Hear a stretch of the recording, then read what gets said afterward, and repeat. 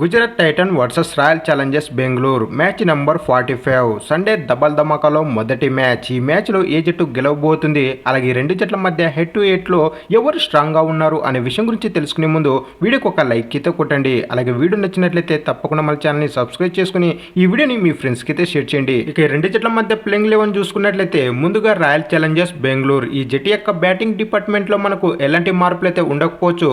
ఒకవేళ మ్యాక్స్వెల్ ఈ మ్యాచ్లో ఎంట్రీ ఇచ్చాడంటే మనకు వెల్ జాక్సన్ కానీ లేదంటే లోకీ ఫర్గ్యూసన్ ప్లేస్లో వచ్చే అవకాశం అయితే ఉంటుంది. ఇక రాయల్ ఛాలెంజర్స్ బెంగళూరు యొక్క బౌలింగ్ డిపార్ట్మెంట్లో ఖచ్చితంగా మార్పులు అయితే ఉంటాయని చెప్పుకోవచ్చు. ఎస్పెషల్గా న్యూజిలాండ్ ఫాస్ట్ బౌలర్ అయినటువంటి లోకీ ఫర్గ్యూసన్ ఈ మ్యాచ్లో ఉండకపోవచ్చు. గత కొన్ని మ్యాచ్లుగా చెత్త బౌలింగ్ అయితే వేయడం జరుగుతుంది. అతని ప్లేస్లో మనకు మ్యాక్స్వెల్ని కానీ లేదంటే మ్యాక్స్వెల్ రాకపోతే టాప్ లీగ్ కానీ టామ్ కురాన్ని కానీ ఈ మ్యాచ్లో తీసుకొచ్చే అవకాశం అయితే ఉంటుంది రాయల్ ఛాలెంజర్స్ బెంగళూరు.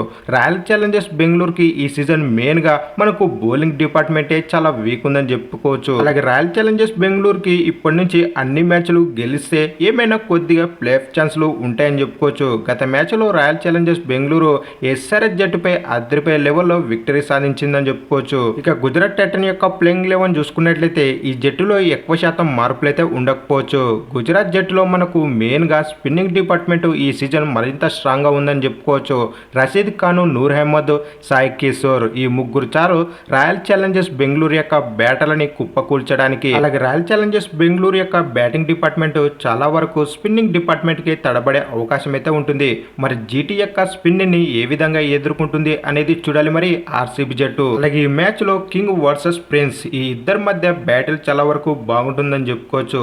ఆర్సీబీ జట్టులో విరాట్ కోహ్లీ ఎక్కువ రన్స్ కొడతాడా లేదంటే గుజరాత్ జట్టు నుంచి మన ప్రిన్స్ ఎక్కువ రన్స్ కొడతాడా అనేది అయితే చూడాలి మరి. బెంగళూరు జట్టుపై శుభ్మన్ గిల్ కి మంచి రికార్డు ఉందని చెప్పుకోవచ్చు. ఇక ఫైనల్గా ఈ రెండు జట్ల మధ్య హెడ్ టు హెడ్ చూసుకున్నట్లయితే మొత్తం 3 మ్యాచెస్ అయితే ఆడడం జరిగింది ఈ రెండు జట్లు. ఇందులో రాయల్ ఛాలెంజర్స్ బెంగళూరు జట్టు ఒక మ్యాచ్ అయితే విజయం సాధించింది జీటీ జట్టుపై. అలాగే గుజరాత్ జట్టు రాయల్ ఛాలెంజర్స్ బెంగళూరుపై 2 మ్యాచెస్ అయితే విజయం సాధించింది. ఇక్కడ హెడ్ టు హెడ్ లో గుజరాత్ జట్టే ఒక మ్యాచ్ అప్పర్ హ్యాండ్ అయితే ఉంది. ఈ మ్యాచ్ లో ఏ జట్టు విజయం సాధిస్తుంది అన్నట్లయితే సెకండ్ బ్యాటింగ్ చేసే జట్టుకి కాస్త అడ్వాంటేజ్ అయితే ఉంటుంది. అలాగే రాయల్ ఛాలెంజర్స్ బెంగళూరు జట్టు ఈ మ్యాచ్ లో విజయం అయితే సాధిస్తుంది.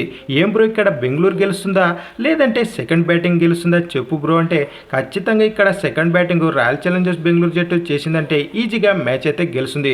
ఒకవేళ ఆర్సీబీ జట్టు మొదటి బ్యాటింగ్ చేసిందంటే కాస్త కష్టం అని చెప్పుకోవచ్చు. అలాగే ఈ మ్యాచ్లో ఏ జట్టు గెలుస్తుందని మీరు అనుకుంటున్నారో కింద తప్పకుండా కామెంట్ అయితే వేసుకోండి. అలాగే వీడియో నచ్చినట్టయితే తప్పకుండా మన ఛానల్ని సబ్స్క్రైబ్ చేసుకుని ఈ వీడియోకి ఒక లైక్ అయితే కొట్టండి. అలాగే ఈ వీడియోని మీ ఫ్రెండ్స్కి అయితే షేర్ చేయండి. మరెన్నో ఇలాంటి లేటెస్ట్ వీడియోలతో అయితే మీ ముందుకు రావడం జరుగుతుంది. Thank you for watching.